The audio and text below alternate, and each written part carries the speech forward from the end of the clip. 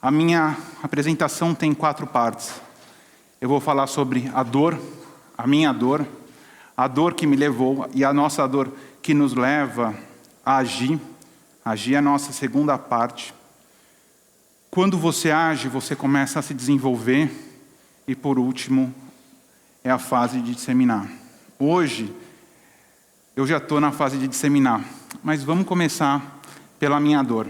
Eu sou Fernando Sembranelli, 38 anos. Eu sou filho de médicos. A nossa família tem uma grande clínica no ABC chamada Clínica Ana Rosa. E ao longo da minha vida profissional, eu vi muito os meus pais terem um crescimento profissional. Eu nasci 1 ano depois que eles se formaram. Imagina isso.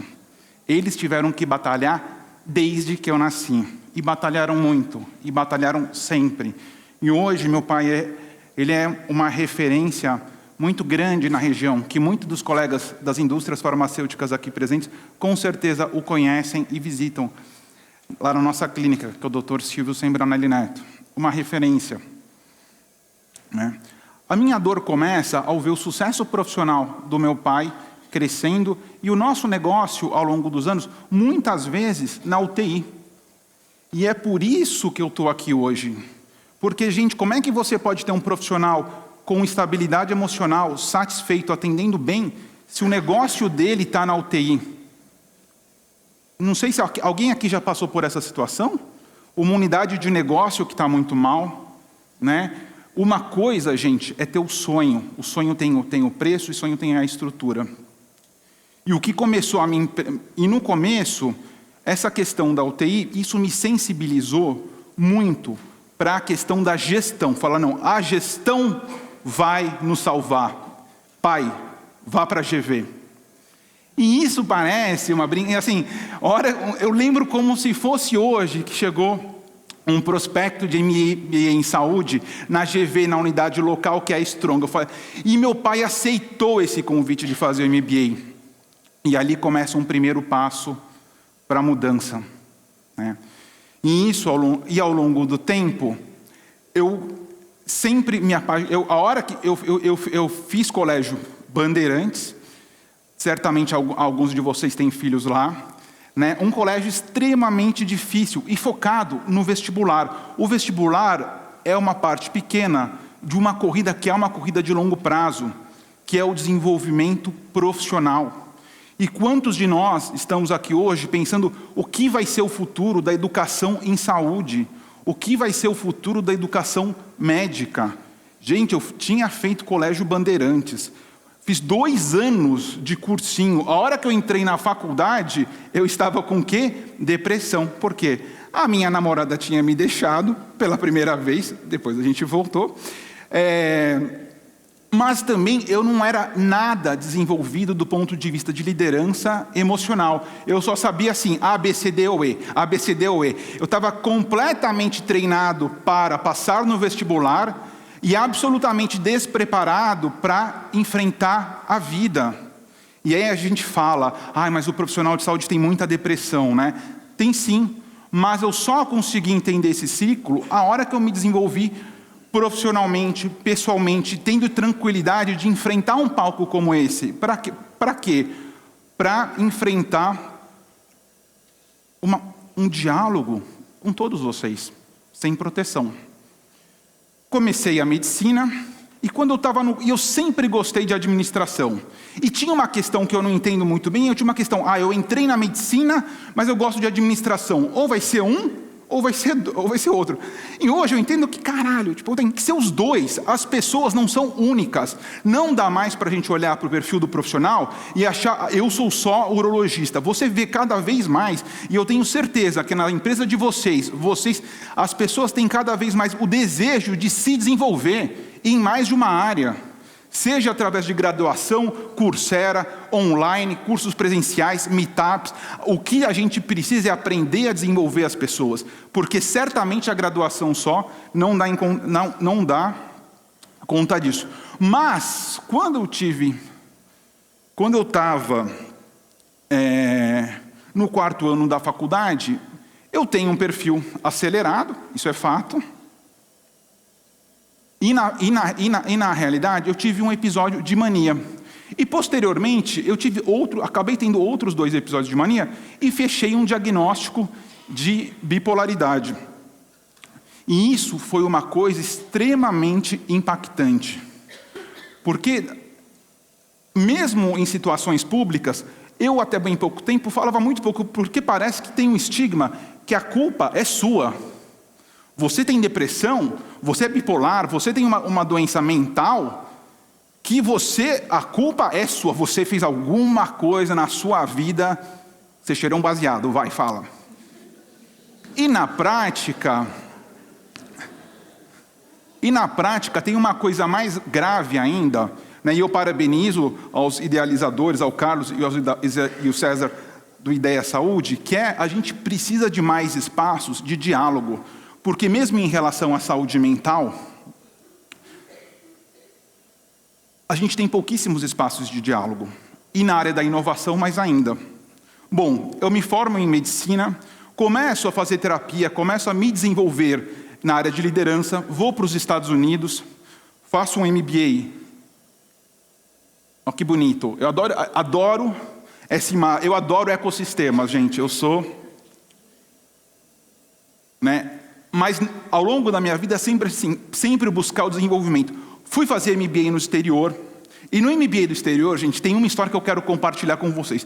Eu fui fazer um final de semana, uma vivência junto com o exército norte-americano. E aí, e aí teve uma hora que eles falaram assim, agora vocês vão atravessar esse rio. Me falam o que vocês fariam para atravessar esse rio, mas não atravessa, só fala. E aí chegou uma hora, gente, que eu dei porra, isso aqui tem que fazer assim, tem que atravessar, faz por cima, por baixo. E no final eu recebi um feedback de uma pessoa do exército americano, falou, parabéns, Fernando, você ficou em penúltimo lugar. E aí, às vezes as pessoas falam, e aí eu comecei a entender a importância desses processos de desenvolvimento profissional e de ter coach nessa jornada. Né? Que às vezes o pessoal reclama assim, é extremamente importante. Quando eu terminei a residência, eu descobri que, que a coisa que eu mais queria realmente desenvolver... encontrei um outro sócio, que é o Vitor Aceituno, que certamente alguns de vocês conhecem, que a gente falou assim, o que a gente quer fazer? A gente quer empreender. Então eu falei assim, o que eu mais era apaixonado, e continuo sendo extremamente apaixonado, é empreendedorismo e inovação em saúde. A gente começou uma iniciativa, um blog extremamente despretensioso, chamado Empreender Saúde. Empreender Saúde, em 2 anos, o primeiro evento que a gente fez, gratuito, a gente lotou aquela sala do Lemos Torres. Quem aqui conhece a escola? Certamente, a sala do Lemos Torres é uma sala um pouco menor aqui, umas 120 pessoas, aonde a gente trouxe 4, 5 empreendedores para falar, porque em 2010 não se falava nem de empreendedorismo, nem de inovação na área da saúde. Não se falava, gente, não tinha referência, não tinha exemplo, não tinha role model. Se você não fala sobre isso, como é que as pessoas vão se desenvolver nessa área?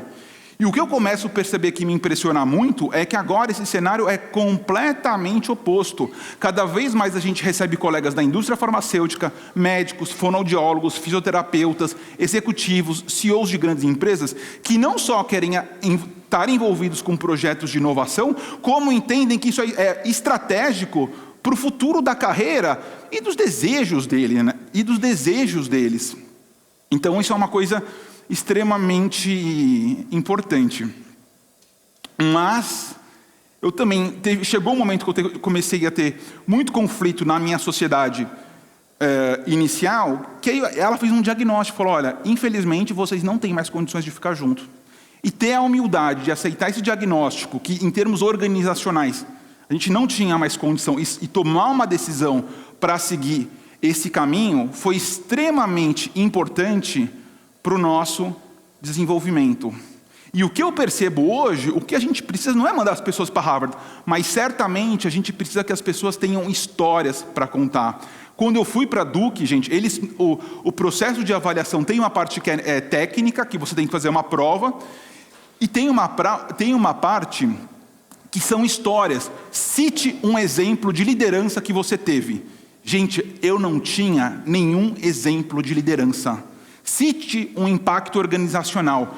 E aí, isso é o que eu tinha feito Bandeirantes, eu tinha feito 2 anos de ângulo, eu tinha feito Paulista, e eu não tinha histórias para contar. Olha que coisa triste. Tenho certeza, muitos de vocês que fazem processo de seleção, vocês perguntam qual que é a história desse candidato, o que ele já fez, o que ele já realizou, aonde ele errou. Né? E aí, o que eu comecei a fazer? E aí, através dessa provocação que eu comecei esse site, esse blog, essa iniciativa, o Empreender Saúde, que depois se juntou com a Live Healthcare, a gente lançou um produto que é o Healthcare Innovation Show, que certamente muitos de vocês conhecem, né? Nós crescemos profissionalmente, e para o meu avô, gente, meu avô tem uma cachaça, que é cachaça Mato Dentro, que ele tem 94 anos. Gente, você tem um avô que começa uma cachaça com 70 e com 94 continua fazendo, e o que ele gosta? De vender, de fazer. Eu vou lá conversar com ele, ele tem uma série de ideias. Então, para ele, a gente fez uma nova embalagem, fizemos um novo vasilhame, fizemos um projeto de inovação, que com muito orgulho ele usa até hoje, assim. Então, realmente, o que nos transforma, que eu acho que é muita provocação que o Carlos e que o evento faz, agir nos transforma. Nós temos a obrigação de, a partir dessas dores que nos marcam, aprendermos a nos desenvolver. E na minha questão de saúde, que é a bipolaridade, eu tive que aprender a criar uma rotina, e não só uma rotina, mas criar uma série de práticas para me desenvolver. Médico é fundamental, ir no médico é fundamental, terapia é fundamental, ter adesão a medicamento é importante. Né? De vez em quando a gente tem uma briga com a minha terapeuta, falou: Fernando, você tem que tomar o remédio da manhã. Mas acima de tudo, gente, o que eu acho que a gente está, né, cada vez mais caminhando é entender que esse processo de inovação é um processo que nem ir na academia. Tem que ir sempre, toda semana. Tem que ter prática. Isso que é o mais difícil para você fazer qualquer transformação, qualquer inovação na sua vida. E é por isso que é tão desafiador fazer a inovação no negócio de vocês, na sua vida pessoal, porque tem que ter muita disciplina, né? E isso é uma coisa que a gente entendeu, que a gente começou a entender, porque o processo de desenvolvimento tem que ser contínuo. Né? A questão, e o que eu vejo hoje, o que a gente começou lá como Empreender Saúde, continua dando força, e o agir é uma questão absolutamente fundamental. E hoje, o que nós somos? Né? Hoje, a minha empresa, a minha iniciativa é o Health Nova Hub, que é um hub digital de inovação em saúde, que vocês estão convidados a participar. A gente trabalha com aceleração, seja da pessoa, do ecossistema, né? A aceleração de startups, uma grande comunidade. A gente é a maior comunidade de empreendedores inovadores em saúde do Brasil. Quem faz parte, né? Quem faz parte conhece um pouco. A gente acredita muito no pilar comunicação, né? É fundamental a gente comunicar, a gente está aqui. Eu estou aqui, certamente, em função dessa comunidade, que em algum momento o Papini chegou até nós, eu não lembro nem, né? A gente muitas vezes nem sabe como. E no final, a questão da educação. Então, aceleração, comunidade, comunicação e educação. E o que a gente percebe? O que a gente percebe é que realmente o processo educacional hoje vai ter que mudar. Né? A gente está mudando. Eu percebo que foi importante eu ter ido para os Estados Unidos, mas hoje a gente tem uma comunidade tão grande e tão forte que a gente fala assim, olha, né, muitos de nós talvez já estejamos conectados online, mas assim, o digital nos conecta, mas essas conversas presenciais, a habilidade de dialogar, a habilidade de ser transparente é o que nos transforma. Né? E tem um autor, tem um grande empresário norte-americano, que ele é um investidor, né? Ele tem um livro muito interessante que é Princípios. Ele fala assim, o princípio básico dele é verdade radical, transparência radical. E a hora que você é muito transparente com as pessoas, né? A hora que você realmente busca sempre ser verdadeiro, as pessoas passam a confiar em você, conhecendo você pessoalmente ou através do digital. E tem uma provocação que eu gostaria de deixar com vocês. A gente vê que grandes empresas como Nubank, C6 Bank, iFood, Rappi, estão gerando um enorme valor na saúde. E mesmo para nós, a gente parte do pressuposto que não, na saúde, a gente tem que pegar o paciente. Fala, gente, cuidado. Quem souber gerar muito valor através do digital na saúde vai crescer muito, e não só isso, vai liderar o futuro. Porque a gente tem que mudar o mindset. Essa história, não, o médico não quer, o médico não entende, falar, não interessa. Não tem razão, gente. A Rappi está crescendo o que está crescendo, e na saúde a gente não conseguir colocar um projeto em pé. E muitas vezes o que a gente está entendendo é o que está faltando, é falta de a gente tem que mudar o nosso mindset, tem que mudar a mentalidade. E você só muda a mentalidade quando você conversa. E não só conversa com pares, mas com pessoas diferentes, né? E uma das coisas que a gente percebeu ao longo desse processo é que a gente tem que conversar mais, né? Mesmo entre agentes. Porque hoje a gente fala que boa parte do PIB da saúde está com a gente, representados pelos fundadores, filhos e tal. E a gente percebe que as questões, gente, da segunda geração das empresas de saúde são as mesmas. Como é que eu trabalho com o digital? Vale a pena entrar? Mas como é que eu entro? Como é que eu começo a iniciar um passo? E eu fiz a minha carreira de pequenos, médios e grandes eventos. E aí eu comecei a entender, que agora eu tenho que ser que nem academia. Tem que ter toda semana. Não dá para ser um evento grande por ano, porque na prática a gente só muda aos poucos, tá bom? Muito obrigado, se conectem conosco.